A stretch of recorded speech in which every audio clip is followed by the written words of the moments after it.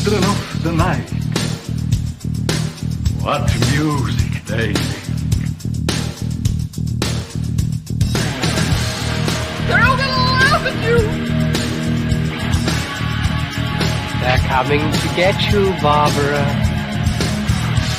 What's that? I'm not gonna hurt you. I'm just gonna bash you a bit.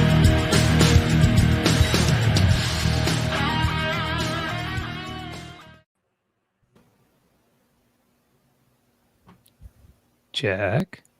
Oh, I've got the sound from the friggin' YouTube going in one ear and the other. I'm like, why am I hearing the theme music twice? I bet you all would have put money on. I would have screwed the beginning up, but nope. So we have dead silence at the beginning, and as soon as one of us speaks, Tim logs out. He's done. He doesn't want to face this. This is going to be like Christ on the pillar tonight. Oh, okay. Okay, I've turned off the other browser I had open. Because I'm going, there's a technical problem going on here. I'm hearing the music twice. So It's our first week, everyone. yeah, how many times have we been doing this? 165 episodes. What happened to Tim? I have no idea. He just disappeared. Listen, this is part of the fun of this show. Welcome to Final Guys, everybody. We're lost in the woods. Sure are. We've been in the weeds for 165 We're in the weeds, lost in the woods. There's a term called found footage. The Blair Witch Project is a famous found footage movie. I'm going in the corner. Then there's a genre called I wish they never found this footage. That may be the way that we describe our tonight's main feature, Blair Witch 2: Book of Shadows.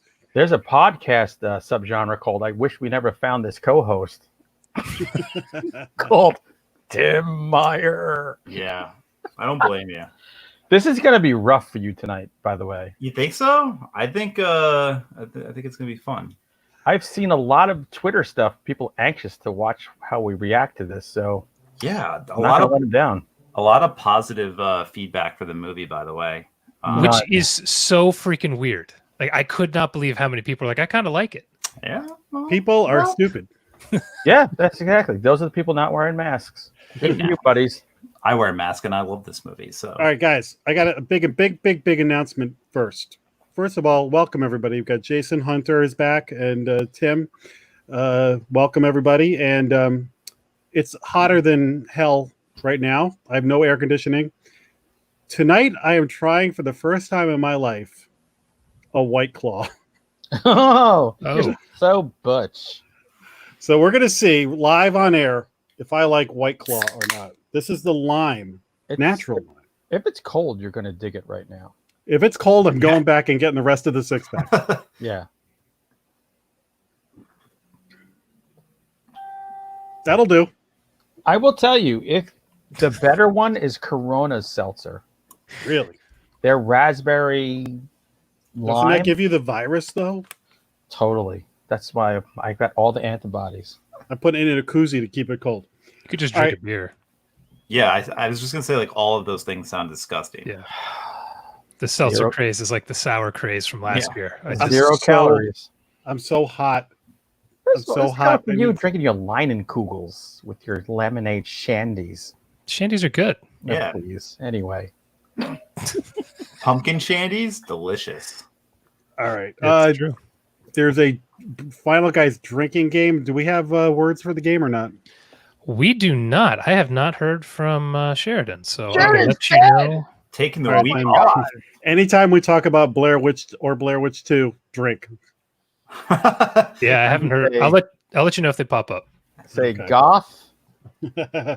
Tim sucks. Fuck Tim. I mean, these are all. If Jack says, I dig the witch and the goth chick, drink. Get ready to drink. Burn notice. If I say burn notice. Yeah, these are all good words. Pointless. Plotless. Those are good. All right. There's not a lot of news, so let's get to the news. First of all, let's take it down a notch. Mm. The legend himself, John Saxon, has passed away at age 83. Terrible. God bless. John Saxon is a legend. When I was in high school, me and my buddy who rented horror movies together, we had like it was like John Saxon week. we would just go and get John Saxon movies. Like there were certain actors, Christopher George, other guys that just showed up in a lot of stuff that we were Richard like, Jekyll. yeah. By and the way, John we're Saxon, showing our age real hard right yeah, now. John Saxon of Naturally Nightmare on Elm Street. He was in Black Christmas. He's in Enter the Dragon, of course. That was his like first big break. Mr. Hobbs Takes a Vacation.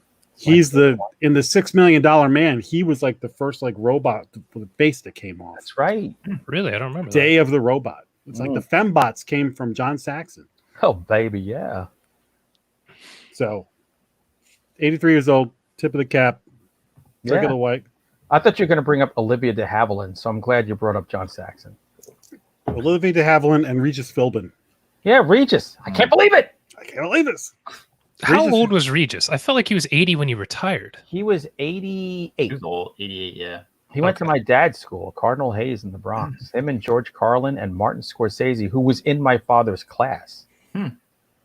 Because they had Regis names Philbin- similar. They sat next to each other for 4 years. Regis Philbin used to live around here, so a whole bunch of people I know, like when he passed away, posted photos of them with Regis Philbin. Oh, there's my that God. restaurant in Greenwich that like has his table set aside. Probably Pulpo. That's where Oh. Mike Francesa hangs out there, dog. Ugh. Okay. Okay. Okay. So Is he Right, this- retired yet? he did Friday. He called it. So thank Oh, you. did he? Yes. Thank Christ. I can't believe it, Mikey. You think I retired? Go to Colorado. All right, there's not a lot of news. So I'm just going to get through this so we can spend more time on the good stuff. Yes, please. Simon Pegg and Nick Frost are reuniting for a TV series on Amazon Prime called Truth Seekers. And basically, they're going to be paranormal investigators. Yep. And Yeah, I want to they're see doing- that. I think it's going to be on this fall, like something like that. But I just thought that was good news. So From the newsroom, crack reporting. Yeah, whatever. Poor Jack. No, I'm looking forward to that. I saw that on Twitter, and I want to watch it. Yeah, sounds cool. Anytime you give a date for anything right now, it gets postponed anyway. Yeah, that's true. Yeah, really. Yeah. They could be the Florida Marlins of TV production. Yeah. And I really, literally, I was going through like what to talk about for news, and it's all like Halloween's been pushed back to 2021. This has been moved. This has been pushed. I'm like, screw it. I'm tired of like announcing delays. So They can push Halloween back to 2091, and I wouldn't care. Damn. Wasn't Wow. that bad. But I don't want to see another one. It's just enough already. If it took you 40 years to come up with that, and you need another one to tell the story, then get lost. There's supposed to be 3 of them. Yeah, I know. Great. Hunter, are you winking at me? Yeah, baby. Oh, that's on your hat. Okay. Always winking. All right, let's get into what we watched this week.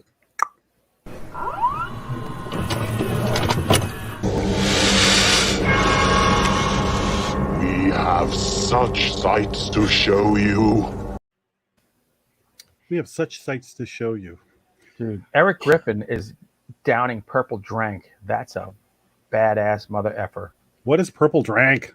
Said That's he's it. eating goldfish crackers and drinking Kool-Aid.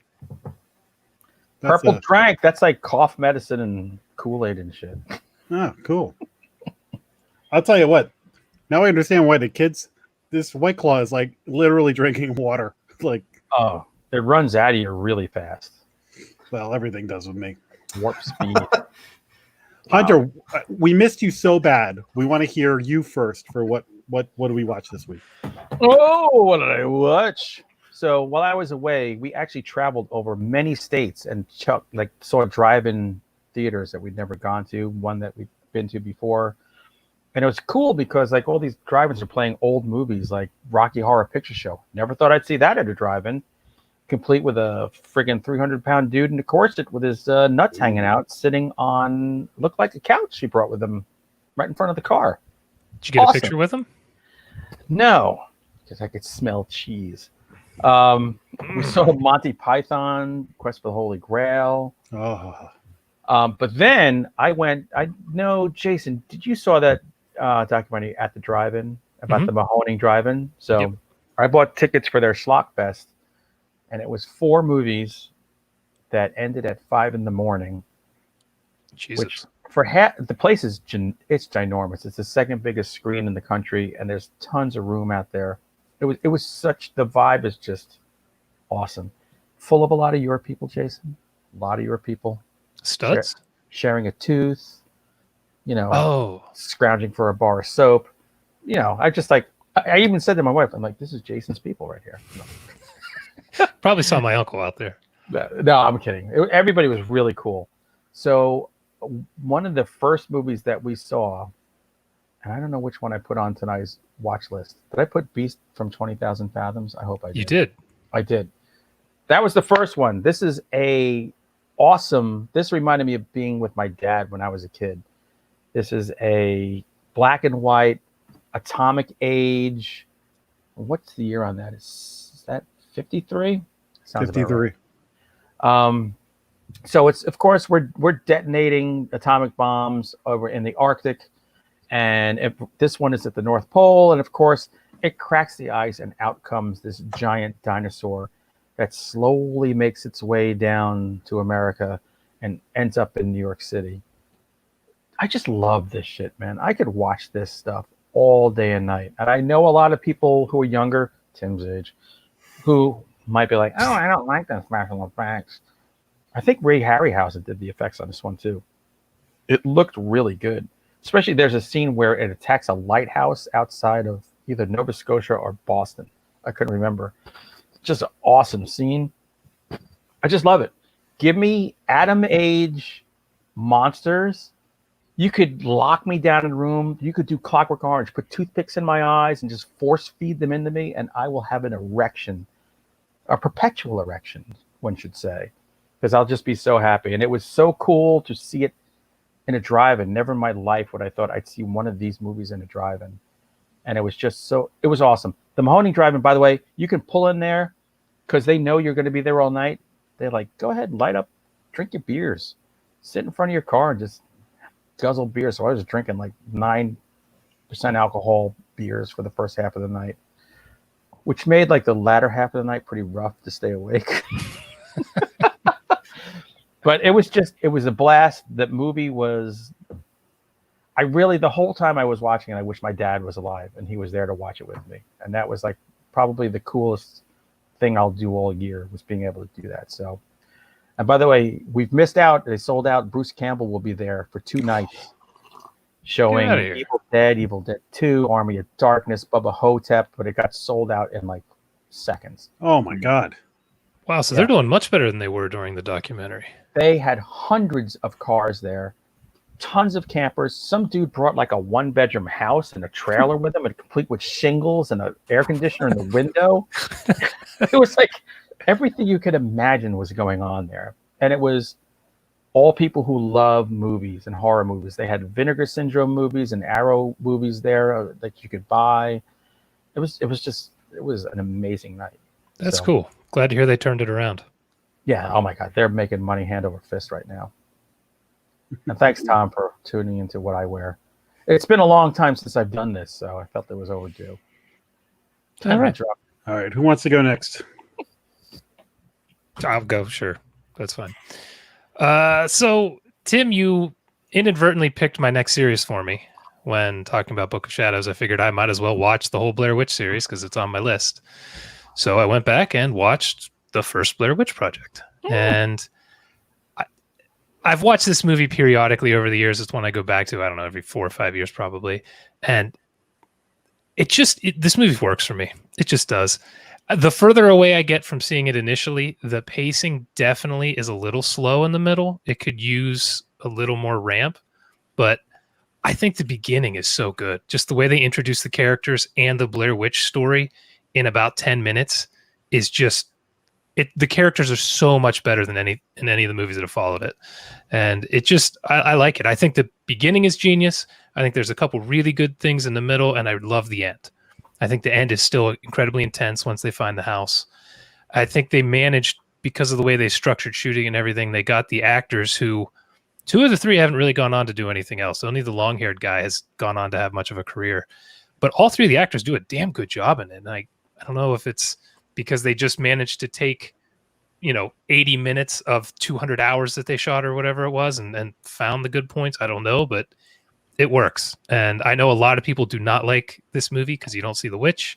They don't like the pace, but it works for me. I don't know. I'm also nostalgic about it. So, I'd be curious to recommend it to somebody who's maybe 20, what they think, because I saw it when it came out and I was deep into all the hubbub around the movie. So, Oh, you could not be back then. yeah. Oh man. I think I told this last week. I took a friend who thought it was real and his hands were shaking as we were leaving the theater. He was so scared. It was amazing. So, Jason, I didn't put this on my watch list, but I watched The Curse of the Blair Witch, which was the show that they showed before the movie they came out on the Sci-Fi Channel. And that is so great. And I was also totally into following the movie before it came out. And when I saw that, I was like, this is brilliant. This looks exactly like one of these shows. Yep. And laid it out for you. So it was fun to go. If you get a chance, it's on, I think it's on Prime or Tubi TV or something like that. You can watch it for free. Yeah, so I did put that on after watching the movies. Oh, you watched it? I haven't seen it since it was on, I think, Sci-Fi back in the 90s. Maybe. Yeah, it was on Sci-Fi. It really does look exactly like one of those murder porn shows from the 90s. It looks, and it just feels exactly like it. They did a really good job. So I know this movie's very split for people, but I'm a huge Blair Witch fan. I love what it did to horror in the late 90s. It kind of got us away from some of those freaking shitty slashers that were coming out. So I like it. I have an affinity for this. I hated it when we first saw it. When it came out, we went to the theater, sat in the front row, and my wife got so nauseous she went into labor. So it gave me a child a little earlier than I thought. So that's kind of cool. But then with that same child, a little over a year ago, we went to the Alamo, saw it with the blonde-haired guy from the movie. Oh, Mikey, right? Yeah, so he, talked before and after the movie. We met him, he signed some stuff, and that was just like, it was awesome. I was like, because I hadn't watched it since that first time. And when I watched it second, I'm like, you know what? I really appreciate this movie for what it is. And I even told him, I said, this is the child that you made come out. And he was like, oh, that's so cool. I'll tell you, I on the record have always said I really like this movie a lot. I followed the website. I thought it was so brilliant. I saw it in the limited release when it came out, like only in like Manhattan and LA. I drove into Manhattan on like the hottest day of the year with no air conditioning in my friend's Jeep. We got lost in Harlem. Like it was, what a day. Everything a white guy wants to do. There was so much traffic on the highway. We said, let's just get off and find our way. And, before we know it, we're like, where the hell are we? Yeah, in 90s New York. Good call. Yeah. It was the best. You could hear a pin drop when you walked out of the theater. Everybody was like, oh. Then I saw it again a couple of weeks later with another friend of mine who I had gone hiking in the woods with to this paranormal spot in Connecticut where we got lost and actually went over like a log over a stream. And as I was watching it, I was like, oh my God, this is me and Tom. So I took him to the movie and I was like, dude, if we actually had encountered the paranormal, they made a movie about it. Like, yeah, I was so into it. I got like a supplemental book about the Blair Witch that was like all about the myth, kind of like the TV show. It delved in. I may have even read one of the novels like about Rustin Parr. I never thought it was real, but I loved it. I really delved into it. So when we get to the main feature, that will color my thoughts on the. Yeah. There's a lot that's going to color that. How about you, Tim? On the first Blair Witch movie, I don't like it. I appreciate what it is and what it did for the genre, and like I said last week, found footage is one of my favorite like subgenres. Taking a knee like it's the national anthem, and I don't know. I never got into it. I always found it pretty slow and boring, and I guess like cheesy. I don't know. I guess maybe just because it might be like my age. I don't know. I don't know if that factors into anything. Thank God the second one isn't boring or cheesy. No, that one's amazing. Let's wait till we'll get into it. But no, I don't know. I just I I never connected with it like you guys have, so I don't know. We also, what's it like hating America and love? Yeah. Why don't you make America worse again? Oh my god! What'd you watch? What'd you watch? I watched a couple things, nothing new. I went back and watched the Dark Half, which I love. I've never seen that. Oh, it's great. It's If you're a writer, you have to watch that. Yeah. I've never read the novel, the King novel. I have it, just still haven't gotten around to reading it. But I've seen this movie maybe 3 times, and it's great. George Romero directed it, and like whenever he takes a King novel or a short story or whatever, he just like he nails it every time. So I don't know. I really enjoyed this movie, and I think he did a better job on this than he did on Creepshow. Yeah, I think so too. I think this is a more solid movie, but Timothy Hutton like really sells it in that character. I think he's like a good actor and probably very underrated because he's not in that much and he doesn't really star that much either. But yeah, I agree.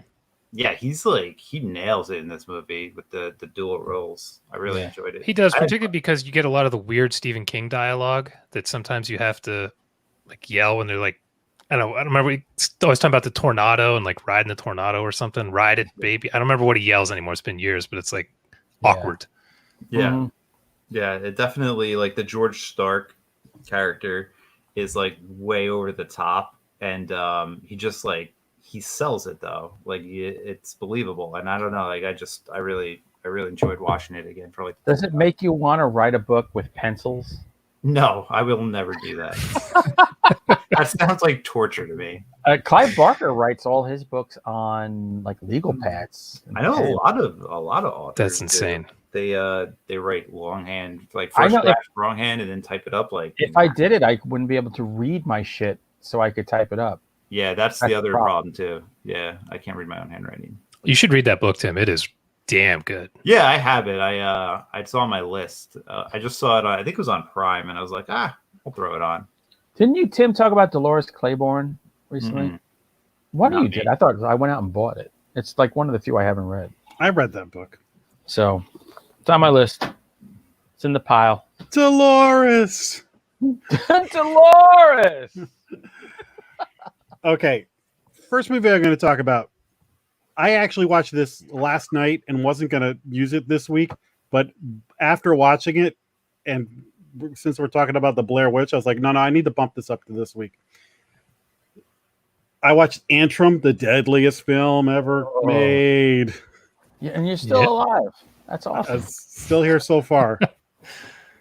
And I was thinking they should rename it Antrim, the movie that would never end. Oh, damn. It's only 90 minutes. It's only 90 minutes, but they kind of keeps going. Like when you think it's over and then they come, we're not quite done yet. It does do that. And I was sort of ready for it to be done. I thought it was okay. I thought that it was funny how they kind of tried to do the Blair Witch Project thing where they show a little bit of the documentary kind of stuff to explain the legend. Then they give the big warning and show you the film and all that. So I thought like, they're trying to do like all the Blair Witch marketing stuff in one fell swoop. So it was kind of clever. I'm not a huge fan of Rob Zombie movies, but I actually said this might be a movie that Rob Zombie would have knocked out of the park because there's some stuff that happens midway through this movie with some other characters that I was like, these guys, they're kind of Texas Chainsaw Massacre. Oh, that's up his alley. Like that, I was like, they could have. So I thought like this is worth a watch just to check it out, but it's not going to be one of those ones, at least for me, that I ever watch again. But as for curiosity's sake, I check it out, and there's some cool stuff. There's some fun little effects and things that they do, but I thought they could have kicked it up a notch. And it's clearly micro budget. Yeah, Rob Zombie could kill it if he let someone else write a movie and not have Sherry Moon Zombie in it. I also think those two things. Yeah. People are like, holy shit, this guy's really good. I also think I might have liked this movie better if I had just run across it like flicking channels and been like, what is this? And just didn't know anything about it and watched it. But having like reading a description and all that other stuff and going in, it was still an okay experience. But I just felt like this is one of those ones that if you had just kind of been flicking around late at night, like, what the hell is this movie? Oh, it's so weird, whatever. So it might you might enjoy it more than I did, but I didn't hate it or anything like that. I thought it was okay, but I also didn't like walk out of there like, holy crap, this is the next Hereditary or something. I had a case of Antrim once, but I got a cream. And it, like, you guys, Tim, you just watched it, right? I think Jason I watched did. it, and Jason. then we had talked about it on one of the shows. Yeah, I kind of like it. Surprise, right? Which color me shocked. But yeah, I don't know. I think it has of the year it came out. I think it has its own charm. I liked a lot of that stuff, like you mentioned, the like the faux documentary stuff in the beginning. I thought that was kind of fun, and I don't know. I like the film grain that they used.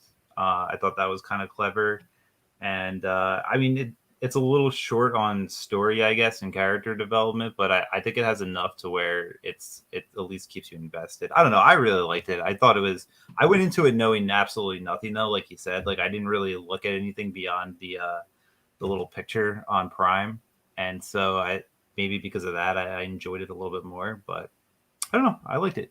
It's worth watching. Yeah, I liked it. Yeah, what do you think, Jason? I liked it. I thought it was good. Obviously, they didn't have a lot to work with. So, maybe could have been either a little shorter or had a couple more pump up scenes in it, particularly because the beginning, they kind of blow it up as this crazy film. And I don't know that it lived up to that, but I still enjoyed it. You know what I'm talking about with the Rob Zombie thing? Mm-hmm. Yeah. The deer part. The deer part and all that. Like, I was like, that part of the movie in Rob Zombie is like right up his alley. Like, he would have put way more of an edge on that stuff. Yeah. He'd had like a GoPro right up there. A lot of fucks. All right, what do you got, Hunter? Oh, I have a documentary. Long Live the King, which, I had to go back to work. But like the first couple of days I worked from home. So I was like, all right, let me put some on the background. Jack, you were at my dad's funeral. Yes, I was. Remember, we buried him with my Blu-ray King Kong, the original, which he was the biggest fan of King Kong I had ever met. And I had a Blu-ray I never opened, and it's there. And I feel like I should maybe get a shovel because I really want to watch that. But whatever, we'll let it go. He can have it. So I couldn't resist watching. I thought at the beginning that it would just be a documentary just on the original, but it spanned King Kong, Son of Kong, Mighty Joe Young, the awful Toho like King Kong versus Godzilla's, Jessica Lange, Jeff Bridges. I mean. And the De Laurentiis sequel in the 80s, which I totally forgot about. Oh, God, yeah. That was awful. With Linda Hamilton? Was Linda Hamilton? Maybe. I don't know. It was. I saw it once in the theater, and it was just forgotten. And the Peter Jackson, which my friend Norm is his favorite movie of all time. And he will break that movie down scene by scene, and he'll out-talk you. Like, you can't convince him it's a piece of shit.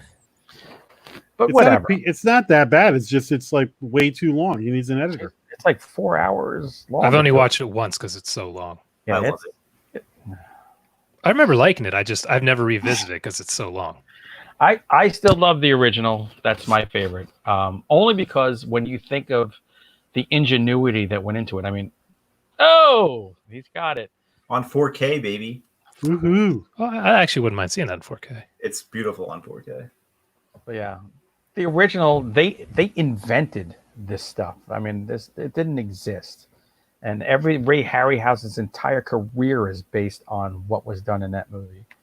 So it was cool. They had a lot of interviews with directors and talking about Fay Wray and people who worked with her. And it was one of those ones I thought, this will just be in the background. And then it consumed me. And then work became the thing in the background. So for a King Kong person, it was awesome. Did they talk about the deleted spider scene? No. I just saw recently there's a deleted spider scene in that movie that you can probably find on YouTube. I remember when I was a kid watching it, my dad would always wake me up and say, come on. First of all, my dad would drink for like 7-8 hours if Doug Jones was in. And then he would just wake you up and he'd go, come on downstairs. I'm going to play the King Kong soundtrack.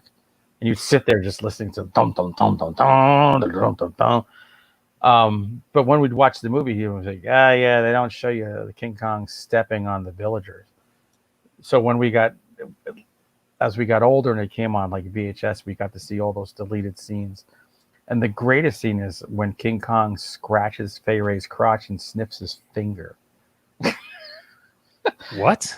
Yeah, It's good to be the king. he's got her in his hand. He scratches her crotch and starts sniffing his finger. I'm like, Jesus Christ, how did they get away with that? I don't think I've seen you- King Kong since college. When you go to the Jessica Lange one, and he's like taking her shirt off with his finger. Jessica, that was her first movie. Oh, what a goddess! And Jeff Bridges. And what's his face? Yeah, You know who I'm Charles Grodin. Charles Grodin. He was great. I saw that in the theater like 3 times. But it was so cool because even one of the guys who's a collector, he was showing he has the what do they call it? The armature of the original model. Oh wow! I was like, I would love to get my hands on that. So if you're a King Kong person like I am, check it out.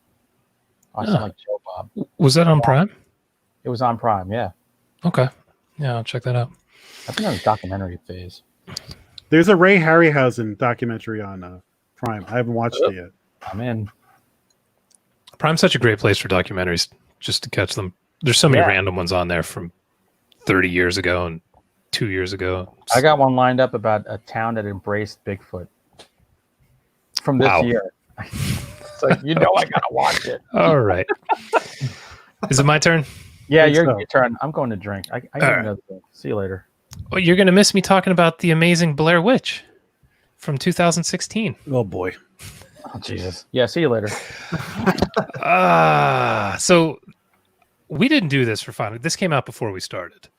I think so. So I saw this in the theater when it came out because I love Blair Witch Project, and I was super excited when I heard Adam Wingard and Simon Barrett were directing and writing. I was not a big fan seeing it in the theater. Had a lot of problems with it, and this was my first time going back to it.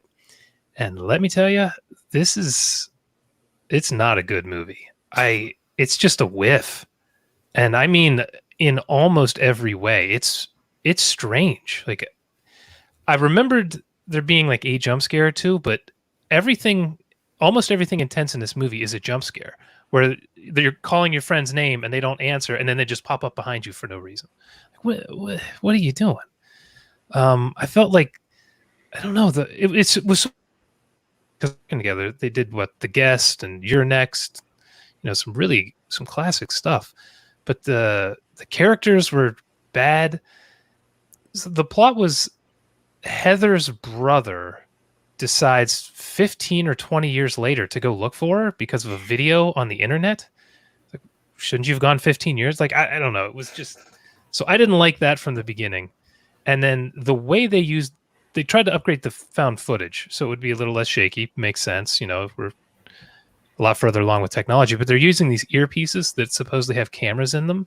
That does not work at all in this movie. I hate the use of those cameras. It makes things too slick. It takes away the grittiness of the found footage genre. Like, that's a lot of why I like found footage. It feels, when it's done well, it feels almost real, and this did not feel real. There are a lot of plot points that don't come into play much. A girl gets something in her foot, and you see like it move in the bottom of her foot at one point, and then she pulls something out of her leg, and you think it's going to become something. It doesn't. There's no reason for that to be in there. There's a drone that you think is going to be used in creative ways. It's not. It crashes right away. Just things like that through the whole movie where they get to the house and there are like UFO lights outside of it shining in. You're like, what the hell is that? That's the only part I like, thinking, oh, it's aliens. I thought they were gonna do something with it. No. They're just, the Blair Witch has a spotlight for a face or something. I don't know. I don't know. It took all of the atmosphere from the first one and tried to replace it with modern day jump scares and just crazy stuff. I mean, the Blair Witch is rampaging through this movie, knocking trees over and shit. Like, it's just, it just doesn't feel like a Blair Witch sequel to me. Like Evil Dead. Yeah, it was like the Evil Dead, except that's a crazy movie. Like, if you were making a sequel to the Evil Dead, everything they did would make more sense in this. So it just very, very little worked for me. even when they do show the Blair Witch in this, I guess spoiler for if you haven't seen it, but whatever. And I know a lot of people hated it. To me, that was one of the things that I actually liked. I don't know that I would have done it. I probably would not have done it, but I thought the look was pretty cool. And they did something at the end that was really neat with changing a plot point. But they did it for all of 35 seconds. And then that was the end of that. So this is a big miss for me, and it sucks because I really want to like it. And it just, I don't know, it just does not have the feel of the original. It sucks, but it's not the worst in the series. I saw it in the theater, and that'll be the last time I ever see it. I watched that. You saw it in the theater. Wow. Saw it in the theater, and I was just like, ugh. And it's not the first time I walked out of the theater disappointed from a Blair Witch sequel. Just leave it at that. By the way, Eric Griffin brought up the best part. The Blair Witch Project is possibly the best in the series. I think I may have seen the Blair Witch Project once, like somewhere, and then came home and that was on Cinemax. Magically. It was like Isn't a that a Jim magical Wynorski night. movie?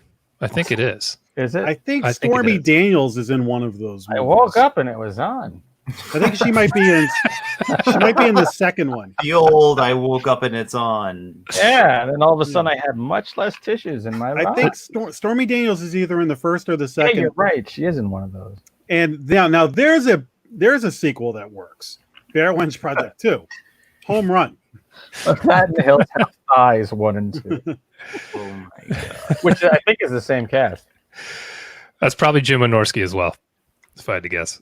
A year or two ago, I was in a bar and they had a drink called the Dark and Stormy Daniels. The dog.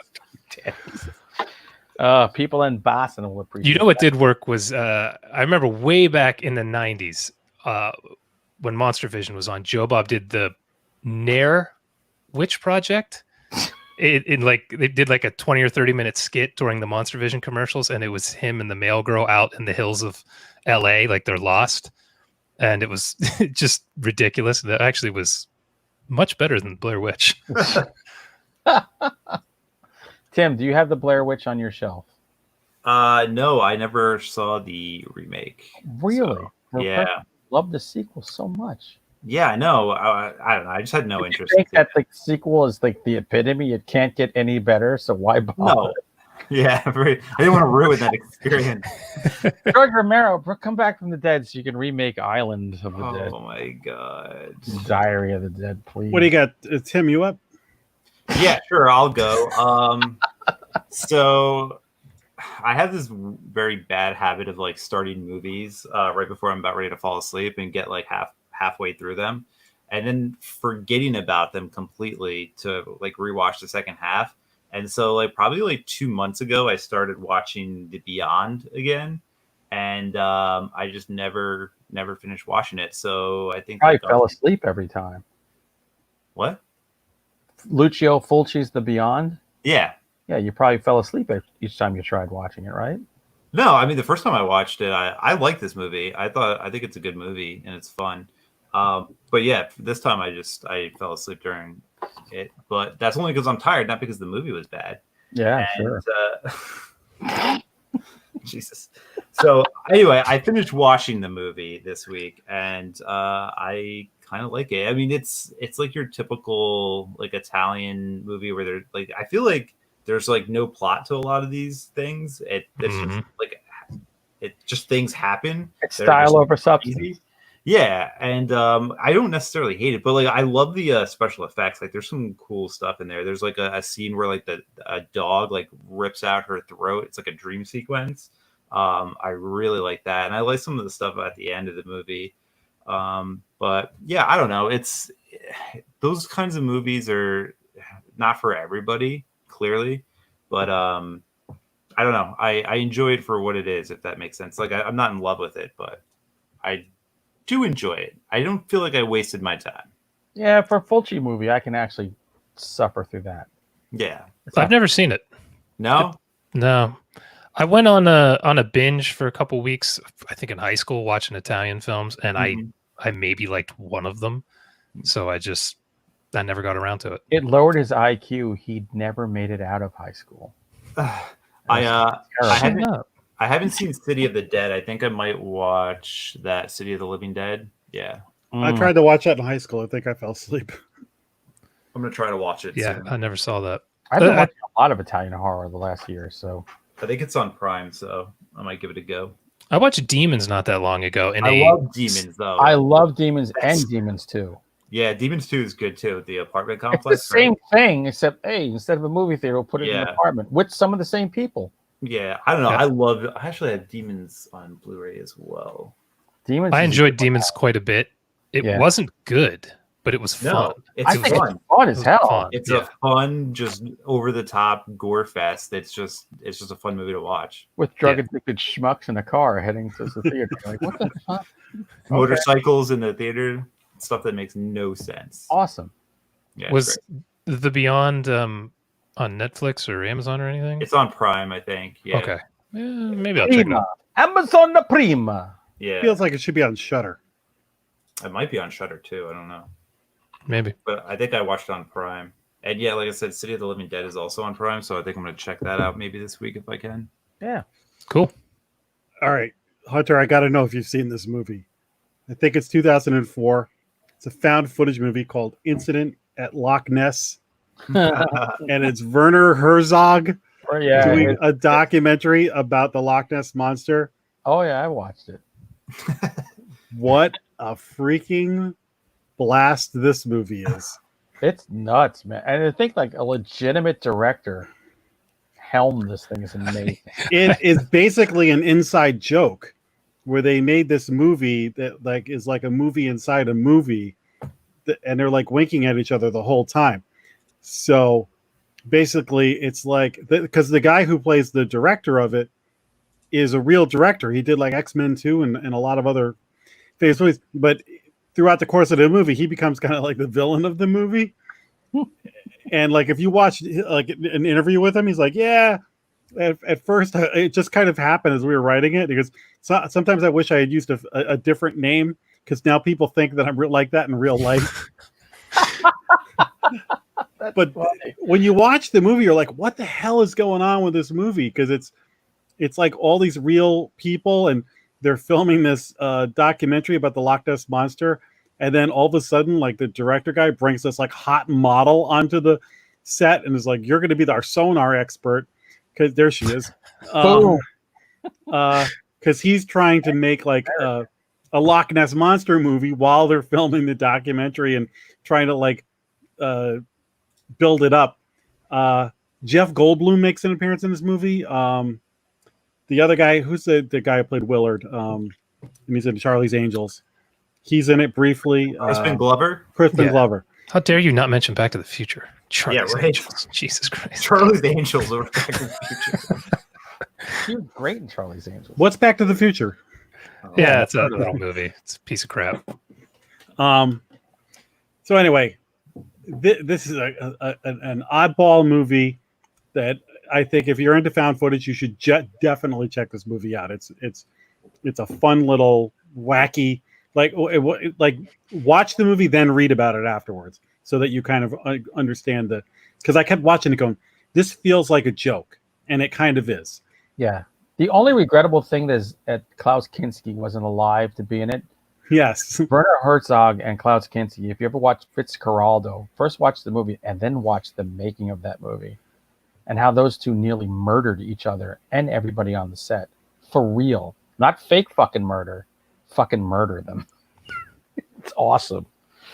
I was pleasantly like surprised. This was a good watch. Like I came in and was like, oh wow, I'm very happy. So Hunter, I had a feeling you had seen this before, but I couldn't wait to see what you had. I must have seen this in college. I don't remember much of it. I just remember them being out on the loch. Yeah. I'm on the loch. Ugh. Did you say you liked it, Tim? Mm-hmm.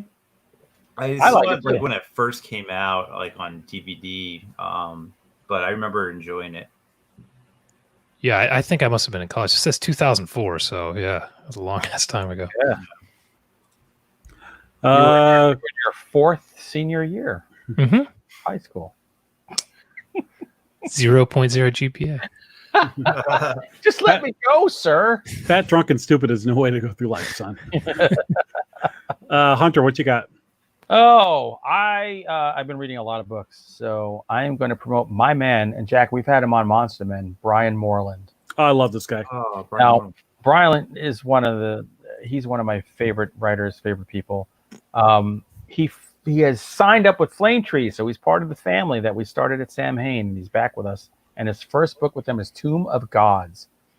One thing Brian does so well that other people maybe don't do as well, he picks these period pieces and does a ton of research. And I remember back in the day, he says, yeah, it took me 2 years to research Dead of Winter. I'm like, well, that's not going to work when they're asking you for a book every 6 months. Yeah, for a horror novel?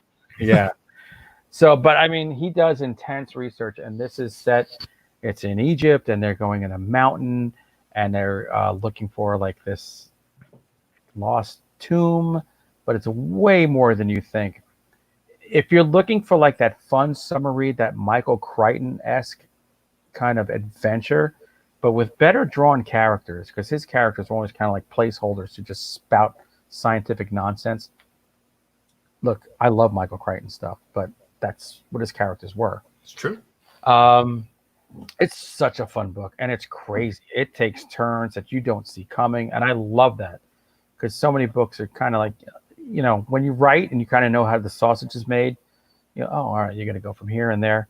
This just took me totally by surprise. It's friggin' bonkers, and it's a ton of fun. So we got to have him on the show, Jack, because I got to talk about this book more with him, because I know he's been in Egypt and he's been in the Middle East. He was doing filming during the fall of Saddam Hussein. He stayed in his Hussein's palace after they ousted him. Yeah, so it's so cool because he's drawing on stuff that he's seen in real life and pulling in the history and just writing a hell of a book. So Tomb of Gods is just 4 thumbs up. I've read like 3 of his books and I loved all of them. So yeah, he's a great writer. I think I read Shadows of in the Mist. Yeah, Nazis. Yeah, that's a great book. Can't lose with Nazis. I'm not sure if I've read him or not. I feel like I own one of his books, but I didn't get around to it yet. Yeah, he's awesome. So I'm so glad he's with Flame Tree and he's getting the good stuff. And you know, Flame Tree is part of Simon and Schuster now. So he's a hell of a nice guy too. He sure is. Yeah, Simon and Schuster bought Flame Tree? They are the distributor now. Oh, I didn't know that. Yeah. That's awesome. Big news. All right. My turn? Yep. All right. So I did get away from Blair Witch a little bit, and I finally got around to watching a movie that is, I think it came out around 2007, Zodiac. Oh, with Robert Downey Jr.? Yeah. Yeah. It's a great movie. I had never actually seen this, and it's David Fincher, so that's I thought, a long movie, isn't it? Yeah, it's over 3 hours. Yeah. Or just under 3 hours, I think. What's That's there? epic. 237. Yeah. It's long. And I remember when it ended, I was like, man, or even not even before it ended, I was like, I don't know if Tim would like this because it's the Zodiac killer, and the dude's never been caught. So I know you're big on resolution. Mystery. Yeah. That's true. But I love this movie. It's an unsolved mystery. Listen, we all know Ted Cruz is the serial killer, right? That's true. That's true. Yeah. The cast in this movie is crazy. Jake Gyllenhaal, Mark Ruffalo, Anthony Edwards, Robert Downey Jr., Brian Cox. I mean, on and on. Chloe Sevigny. I mean, people just show up for Elias Koteas is in it for a little bit. Like it is a damn good movie. I mean, everything David Fincher does, except Alien 3, is great. So, yeah, you know what? Alien 3, I think I love Alien 3. Think it is. Yeah, I love Alien 3. Alien 3 is great. Negative. All right. Now, we're not going to go love. Can you appreciate at least? Help with your credibility. Horror is just going to rub you right out. I will revisit it. It has been a long time. I saw it once and thought it was garbage, so I'd watch it again. But I liked it. It's better than most shit that comes Alien out. Is Alien 1 and 2 for me, and then they all don't exist. I even like 4 with Winona Ryder. Oh, I saw that in a theater. I wanted to jump off a bridge after. Yeah, Aliens, that series, it just keeps taking money from me, and I keep being disappointed. I know. But Zodiac, there's a scene where Jake Gyllenhaal's in the guy's house in the basement, that is terrifying. Terrifying. And then there's the scene with the couple. At the They beginning. play like the Hoodoo Man or the song. That's like a famous where the Zodiac killer goes up to the couple picnicking. That's like a tremendous scene. Oh, what a great movie. It's a damn good movie, and it doesn't have a typical narrative structure, to nerd out for a second, because the main characters kind of shift throughout the film. Robert Downey Jr. is a huge part at the beginning, and he's just not really in the last half. So just as it shifts, as the case throughout the years continues to kind of drag on and different people take up the mantle, it becomes a different movie. But I thought it was great. It's one of those that the length always kept me from watching it, because it'd be 9:00 at night. I want to get a movie in. Like, oh God, 2.5 hours, Jesus. That's So- why it's a shame that Mindhunter is gone now, because it was taking that epic thing of like what your life, what the toll that this takes on your life, and they were doing that, and they were going to do the same thing with the with that show, where they were going to do a time jump, and now they're not going to do it. They're not doing season 3 at all? I don't think so. God damn it. I'm so sick of Netflix's shit. They cancel everything I love. Oh, that freaking place.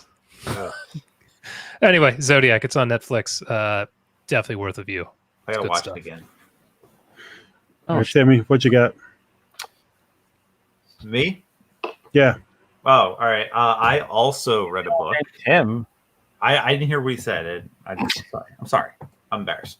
I read a book called A Nest of Nightmares by Lisa Tuttle. Which I've seen that cover. That's such a weird cover, man. It's a paperbacks from Hell reprint. It's about my bedroom. Yeah.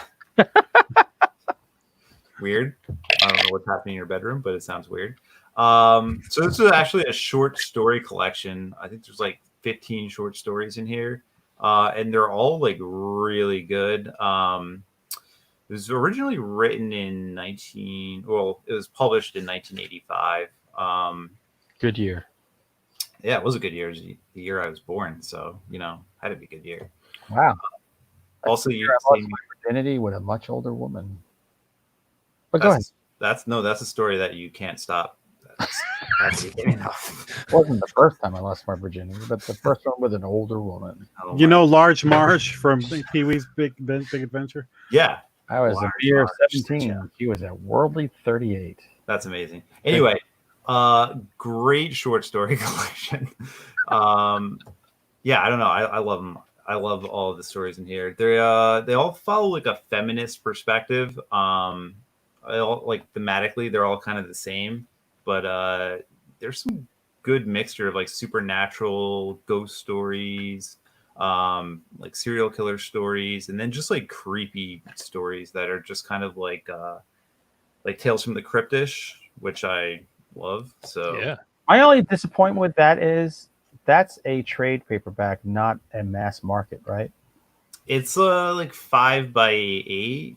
I mean, Paperbacks from Hell is about those mass market paperbacks. Yeah, it's a little bit slightly bigger than like those. You can't tuck it in your back pocket. You still could get this in your back pocket. You could get this in, definitely. Didn't have a fat ass. No, never say that about you. My ass. I don't even have an ass. I just have a coccyx and a hole. You certainly have a hole. Yeah. Gaping. That's where Gaping. my waist goes. Anyway, I recommend it. I bought a bunch of these paperback from Hills. The audio, people who are listening to this on audio can't see it, but oh, awesome.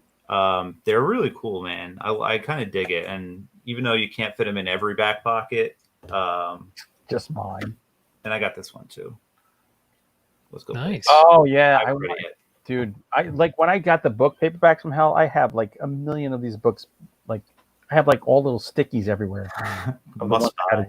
Yeah. So I don't know. I dug it, and I dig what they're doing. I think they put out like 12 to 15 of them so far. I want the one with like the raping leprechauns. Like that's the one I gotta have. That sounds fantastic. Yeah, it does sound. It was like one of the first ones in the book. It's so amazing. These are just limited runs they're doing, though, right? No, they're you could just go on Amazon and buy them. Oh, okay. Maybe I will. Yeah, I think if you buy them directly as a bundle, they're cheaper because I think that's how I bought all of those. They were in like they're basically releasing them in like in bundles, like 6 at a time. So there's like one wave and then the second wave. I think this is part of the second wave. Right. So you could save a little bit if you buy them. Check out. I think did they reprint The Nest? Because read it. Yeah, Watch the movie, which is amazing. But isn't the movie have nothing to do with the book? They're two separate Who cares? Then you get joy with both versions. Yeah, that movie is awful though. No. Yeah, you're so wrong. You're so wrong. Jesus Christ. No, that movie's god awful. I swear to God, I'm going to spank you when this is all over. Over my knee. The Nest from '88. I'm okay with it. What the Nest? Yeah. Not a good. I actually watched it pretty recent too, within the last year. I don't think I've seen this. Not good. Don't do it. I reviewed it on Final Guys, but don't do it. Oh, well, that's probably why it's on my watch list. All right. It's good. You'll like it. It's not good. All right, let me get to my last movie real quick. Listen to this guy. Yeah. Let me get to my last movie real quick. Since I watched Midsommar in 4K last week, after I saw it in the theater, I watched the Nicolas Cage Wicker Man. So this time I went on Netflix and I watched I guess it's 1973, Christopher Lee Wicker Man, which I have not seen since the 80s. Got the fucking Equalizer, man. And this is one of those ones. I don't think I ever saw it like uncut or anything like that. I knew the big parts, whatever. So this was like the first time I really sat down and watched it start to finish. And I got a real kick out of this movie. First of all, if you're a younger person and you pop this on for the first time, you're going to get kind of the shock of a early 70s movie. There's a lot of music in it and a lot of like corny minstrelly kind of pop music going on through it. Basically, this cop goes to this Scottish island where there's this pagan community who's very into sex. And he's like a devout Christian. And he's looking for a missing girl who they're all sort of denying the existence of. And Christopher Lee is like the head of the island. And then, of course, there's the famous Wicker Man at the end that everybody kind of remembers. One thing I did not remember about this movie was Britt Eklund is this blonde chick who kind of tries to seduce the cop. And she was a Bond girl. And her and the great Ingrid Pitt both are in their birthday suits in this movie and are both quite impressive. Like Ingrid Pitt was not this was not the youngest movie she made, and she still got it. Around the time of the vampire lesbian movie. I mean, listen, phenomenal. Britt Eklund and her, the tag team, this is worth the price of admission. Was she a worldly 38? Back then, she was a comely 38. And just because the guy is like a real prude. Like he's a very devout Christian man who's like trying to resist things, and they're just like laying it out there, and he's like getting nervous and everything. So and it's funny. You kind of see stuff that Ari Aster pulled from this and everything. So this is one of those ones that I wonder what a younger person would. I don't know if they would be able to get through this movie or not, but it's definitely a notable. This is one of those ones where you really got a sense of like the weird town folk who are just everyday schleppy people with like something sinister kind of going on behind, no special effects, but just like puppets and costumes are creepy as hell in this movie. Weird dancing, lots of minstrelly music, orgies in the cemetery. My dad made me watch that movie when I was like 8. Yeah, it is not a movie for an 8-year-old. It is not a movie for a 15-year-old. I don't think. Like that explains a lot about you, dude. There was so much. I mean, I'm no mystery. There's a reason why I'm this way. So, have you guys seen this movie lately, or have you seen it? Like, probably about 4 or 5 years ago. Probably like 2007. Yeah, when they resurrected it and put it out on DVD the first time, that was when I saw it. What's kind of the consensus here on the Wicker Man? I like it. I love the Wicker Man. It's a classic. I thought it was fine. The pacing, I struggled with the pacing of this movie. It's a little slow, but it's like a good slow. Yeah, it's weird. It's so disturbing. Yeah, I feel like this is like a weird movie to revisit every once in a blue moon. It doesn't. You should see it and you should know about it. It doesn't have Nicolas Cage punching women in the face in a bear costume. a bear costume. Christopher Lee, though, in this movie, you got to watch it just because of his performance. He is so like flamboyant in this movie. It's so not him in all the other movies he's in. And for that, at one point, he's dressed like a woman in a parade. It's something to behold. I don't remember all that. Yeah, so that was fun to watch. That's on Netflix. So if you get a chance, check that out. Check it out. All right, with that, are you guys ready to go back to the woods and talk about the Book of Shadows? Absolutely. You mean the warehouse? The warehouse. Let me preface this. We love you, Tim. I love you right back. Consider this an intervention. Get ready. Roll it. You like scary movies? Uh-huh. What's your favorite scary movie? I don't know. You have to have a favorite. What comes to mind? All right, so last week we were talking, and at the end we got into a little talk about the Blair Witch Project, and Tim just kind of blurted out that he liked the second one better than the first one. It's true.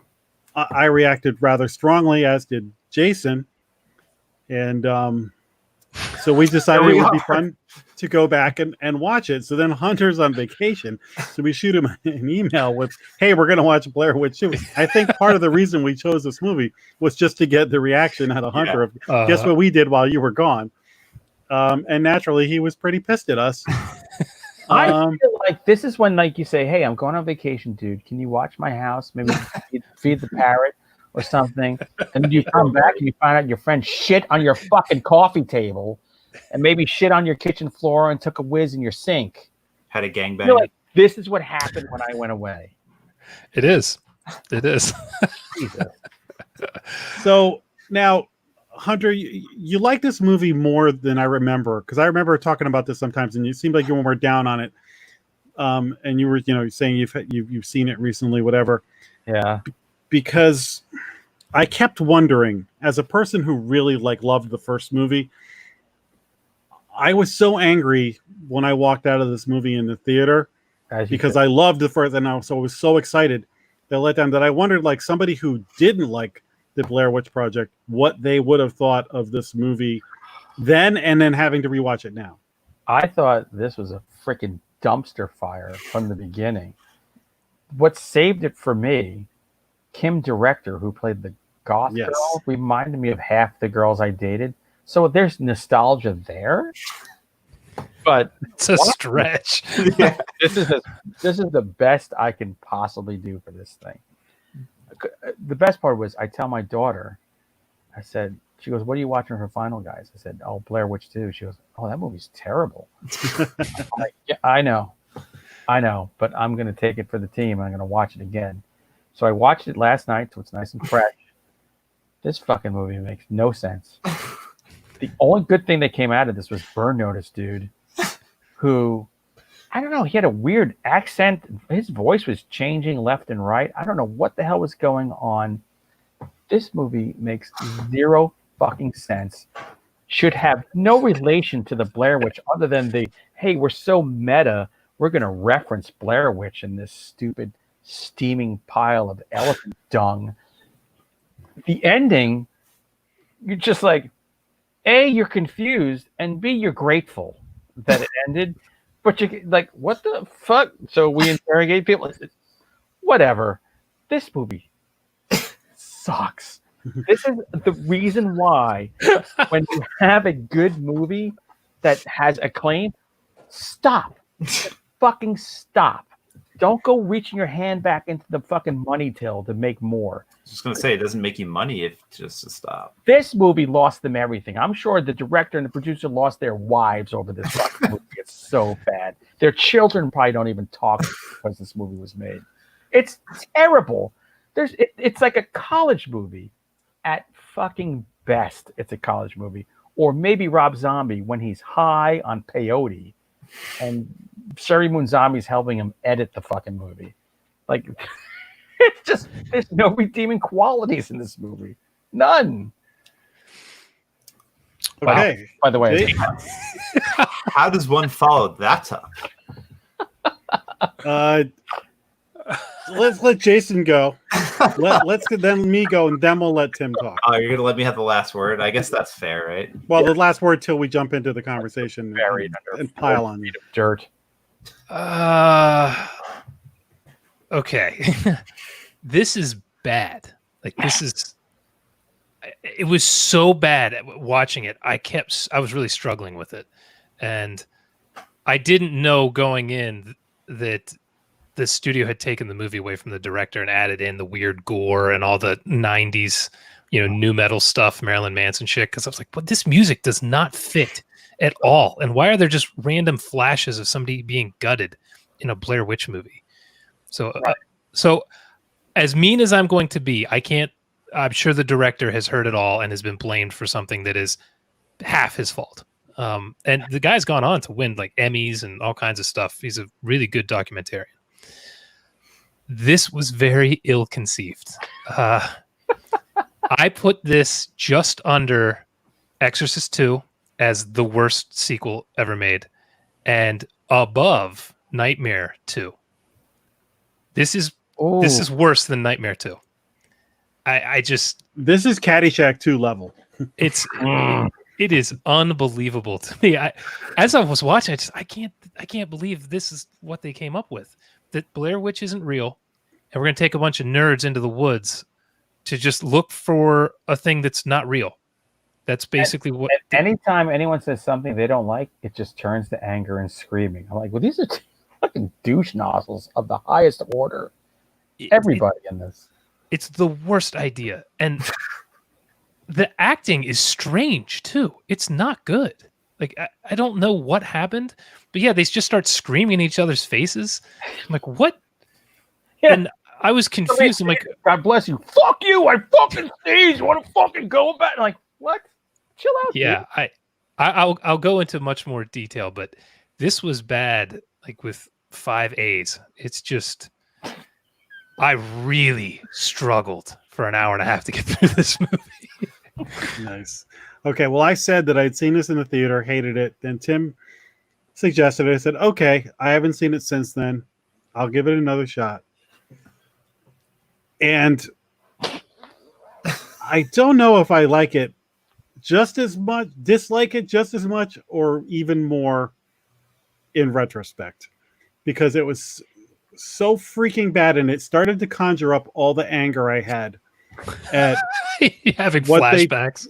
Like all this like deep-seated. I was like, so I actually watched a great video on YouTube. You should look it up. It's called "Exploring the Blair Witch 2: Book of Shadows" on YouTube.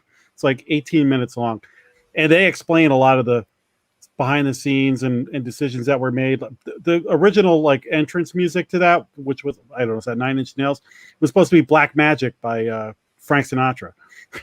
Really? And but even with the changes that they kind of made, the story is stupid. So they made a decision to not repeat the found footage thing because they felt like that wouldn't work. But the idea that they came up with of, oh, let's, just like you said, let's make it that's a movie, and these are people who love the movie, and then to just do dumb stuff with them in the woods with terrible dialogue. The guy from Burn Notice, God bless him, he went on to do great things. When he's doing like the fake tour guide stuff that he keeps dropping into, I'm like, nobody talks like that. They might talk like for one sentence, like, "Welcome to the Blair Witch tour," and then it would stop. Like, and he just keeps like doing that expositional bullcrap with weird voices. Yeah, his voice kept changing. I'm like, what is going on? He's a crazy person, though. Well, he is a crazy person. True, he's a crazy person. But I will say this, and I thought this when I saw the movie the first time. Kim Director, the goth girl, when I saw the commercials, I thought I was going to hate her, and she's like my favorite person in the movie. I think she does the best job. She reminds me of my girlfriend who used to put cigarettes out in her arm. She was awesome. You always have to make it horrible somehow. It's not horrible. It's just life. There you go. So I just am. You're exhausted. Tim, I gotta know. what's going on in that head? All right. Here we go. As a child. I'm so excited for this. All right, so listen, this movie is a mess. Like, it is all over the board. It's not consistent at all. Like, it's a movie that doesn't know if it wants to be like comedic or serious or like a slasher or like a ghost. Like, there's so many different things going on.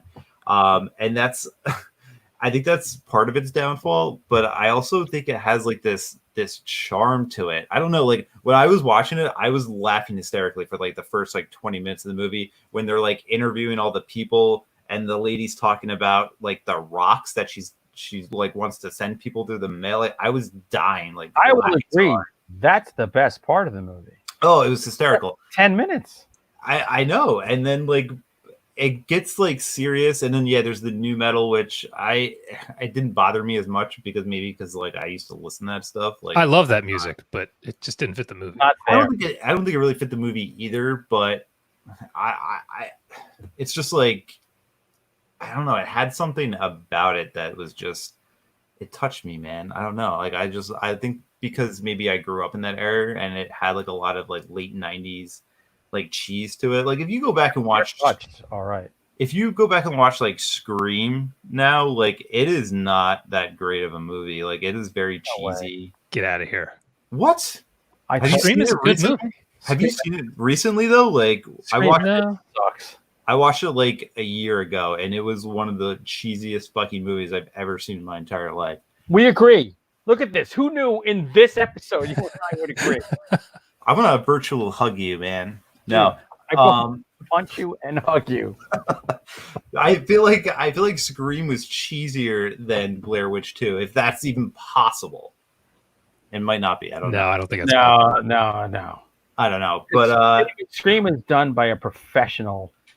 This is done by a fucking Scream's opening scene with Drew Barrymore alone is better than anything that happens in it's this. definitely an iconic scene, but like, I don't know, it just, the movie itself is just, It's in our intro. How about like the video scenes That makes it great. A party in the woods? I mean, Jesus Christ. I don't know. NYU, a freshman probably made that. I don't know. I don't like the stabbings that were like cut into it, like Jason mentioned earlier. Yeah, it's so strange. It was very strange. There was definitely a lot of weird choices, but I think. Wait, hold on one second. Yeah, we're spoiling Blair Witch 2, everybody. So nobody cares. This movie's 20 years old. I want to spoil this for everyone. I don't want people watching. I mean, the blonde girl who hanged herself is like 50 years old now. It doesn't matter. Oh yeah. I don't know. Like, some of the acting, I didn't think was actually that bad. I thought they, for the most part, did a decent job. Like, I don't know. Who? Like, all of them. I didn't think anybody. All of them? Yeah. I feel like we didn't watch the same movie. I know. It's weird. Like, because you thought Burn Notice guy was doing good acting. I thought he was all right. Like, I don't think he was bad. How did he ever get a role again? Like, this shit killed his career. Like, I don't know. He was a little over. I think the movie's a little over the top, and I don't think it takes itself just a little bit. I don't think it takes itself too seriously, which is also what I like about it. I think it also makes fun of the first movie a lot, which I also like because I didn't like that movie that much. So I think that's another like aspect that I enjoy, because the first like 20 minutes of the movie, they kind of just make fun of the first movie, and I don't know. I thought that was like a brave choice because it was a wildly successful movie. It was one of the most, like, at the time, right? It still might be like one of the most successful movies in terms of like budget to what they made. Yeah. But what happened with that movie was it was this crazy phenomenon that everybody, it was a War of the Worlds, like, people thought it was real. Then it quickly became something that was, in every skit on every TV show, and then quickly became like the batteries ran out on it and became like a something that it was just more of a joke. Yeah, exactly. It might be the first movie that went viral on the internet, to be honest. I don't know. Yeah, it probably. I think that, and maybe like The Sixth Sense, because that came out like, I think that was the same year. That was the same like. But this movie relied on social media. Yeah, it definitely did, and it, like I said, I have a huge. Blair Witch 2. The first. Even though I'm not a fan of the first one, like I still respect it for what it is, and I think that this movie came out like right after it, right? I mean, within a year of it. So like that's pretty ballsy to like. And it shows how what much it work did. they put into it. Yeah. Tim, here, because you're an aficionado.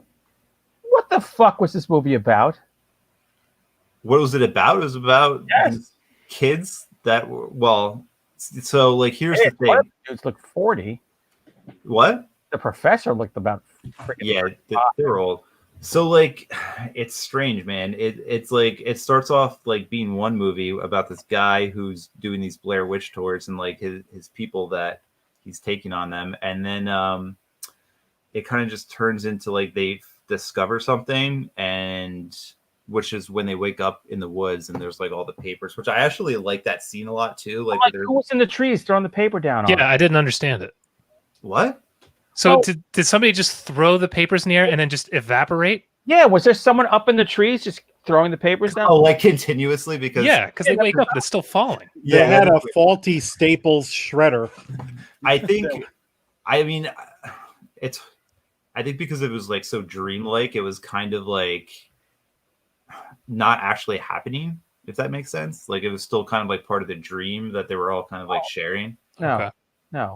That's the way I interpret it. Because like physically, yeah, I mean, they shredded that shit up in the middle of the night and then they wake up 8 hours later and it's still falling in the air. Like that doesn't make any sense. Broom factory full of shit.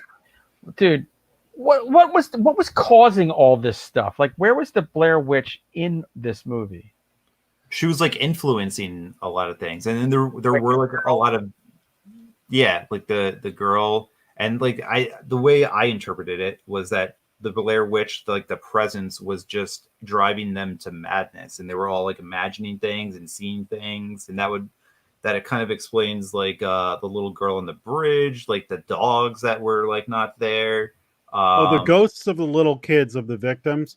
Yeah, that wasn't cheesy at all. But the whole movie was about how the first I movie like that was a fucking movie and not real. I know, which is well, I guess the movie wasn't real, but the legends about the Blair Witch were real.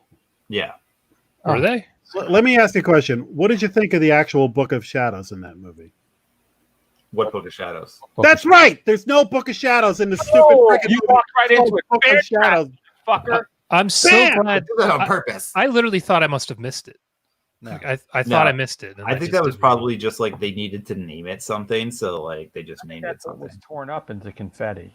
Yeah, could have been. That's I what assumed that was the script, and they just made it up from there on out. Fuck this. Fuck it. We got it. We have 3 weeks to get this in the theater. But like I said, yeah, it is a sloppy, messy movie, but I think it just has like this charm. And there was parts where I was laughing out loud. There's a scene at the end when they're interrogating them, and I forget which character it is that's being interrogated. It might be like the guy who wrote the book, and he's like trying to convince them to like watch like the footage.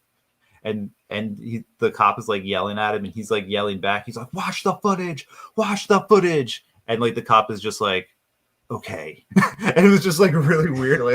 Like I don't know. There was just I lost it. He's like, we will, or he says something like that. Like I was just dying. I don't know. Like I said, not a great movie. I like it. I don't know. Is it nostalgic for you? You think? I feel like maybe it's nostalgic, but it can't be. I recognize the fact that it's a mess of a movie, kind of like The Dark Tower, where I know, Jason, you despise this movie to its very core. As does everyone. As do most people, and I will admit it's messy and sloppy, but there's like a part of me that just enjoys it because it's The Dark Tower. Well, I envy you being able to watch movies like this and get enjoyment out of them. I will give you that. It's amazing. It's amazing because it's ass-hat characters in the movie that makes no sense. It's ridiculous. It craps on the original material. Yeah, which is great. The soundtrack is terrible. The cinematography, arguably, nothing good about the soundtrack is actually amazing. I said Frank Sinatra, Black Magic. I meant witchcraft, by the way. Witchcraft. The soundtrack itself is amazing, even if it doesn't fit with the tone that they were trying to set. No, it's like they stole the "I Know What You Did Last Summer" soundtrack. It's great. Yeah, totally did not fit at all. And I kept thinking they must have spent a shitload of money. These were really popular Right? songs at the That's time. where their budget went, I think. Yeah. Yeah, don't pay the writer. Yeah. So my interpretation of the ending was the Blair Witch is not a physical being, but is just infects your mind and makes you That's the way I kind of like kill people. I actually thought that was a decent idea. It's not done well at all, but I No. kind of like the idea that the witch is not a physical being and it makes people out there kill each other, but they're seeing what's happening through a distorted lens kind of thing. Yeah. But then there's the whole time thing with the tree wasn't there, and now the tree's there, and I don't know. I don't know. What was the point of that? I think don't part know. of that is because in the original Blair Witch Project, when they find that house doesn't exist. It's only ruins. So, like, they go into a house, so somehow they have gone into the past to go into that house. Because when the tapes are found, they're found in the ruins of a house. Mhm. So there's always been this kind of like, are there time loops or pockets or something? The first movie never really, they just kind of give you this weird ending and don't explain it. Or maybe they were in a different house or something.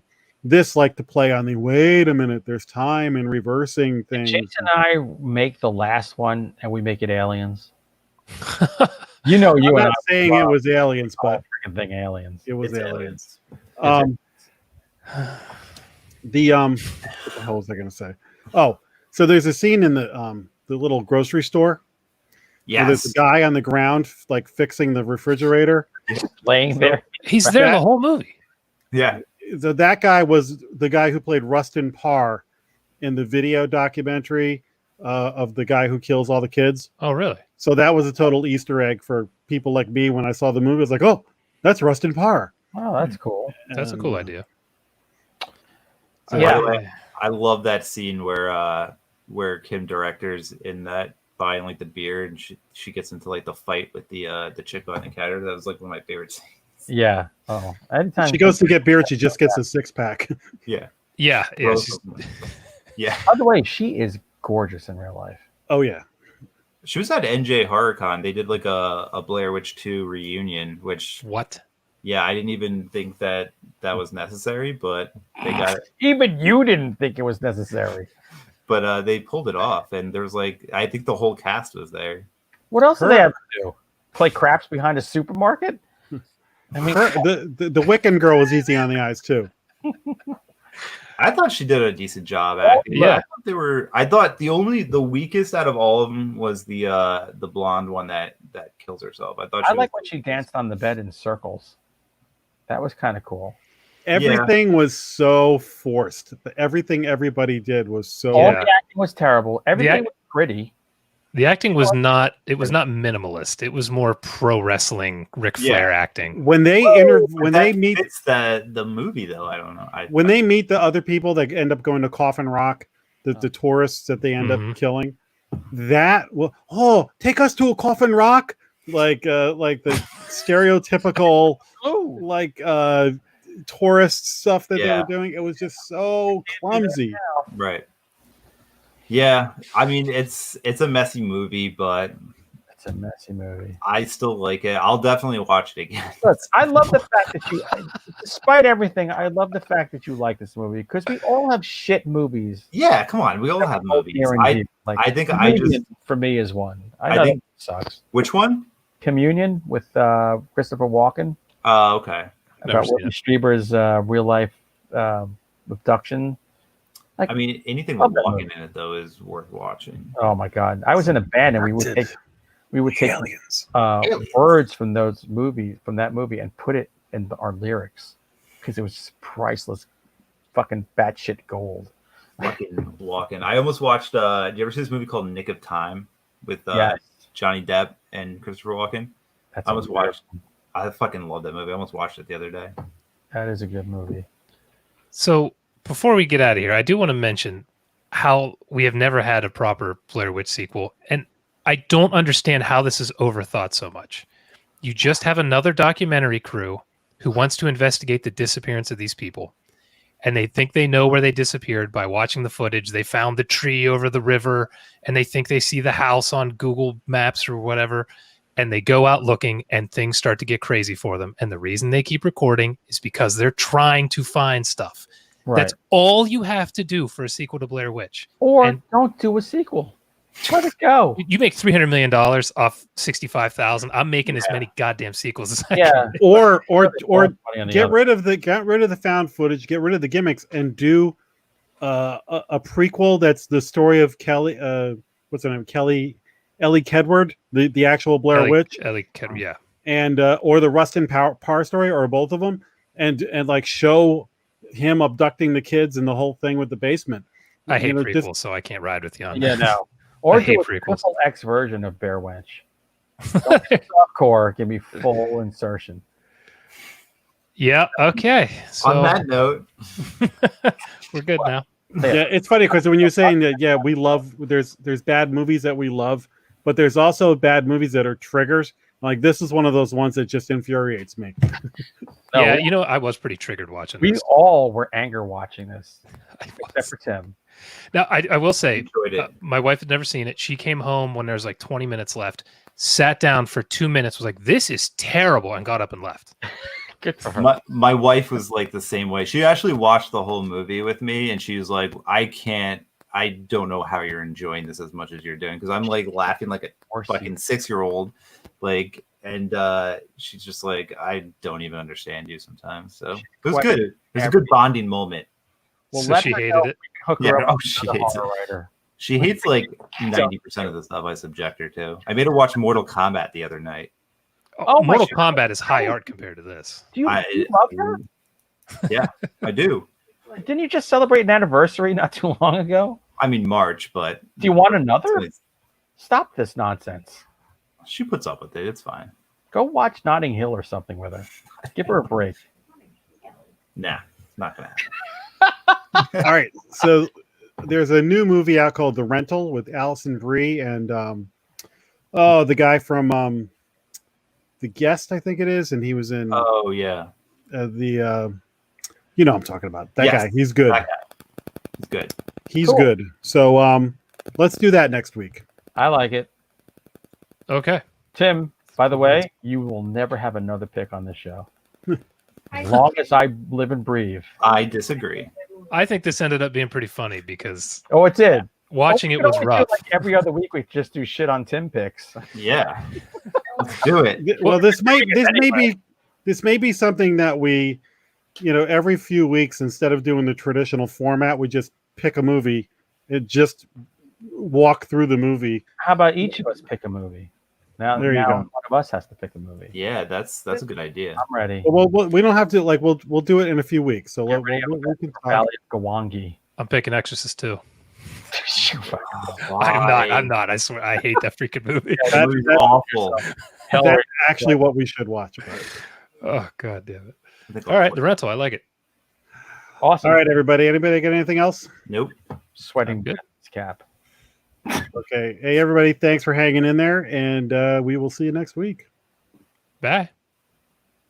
Bye. Fuck.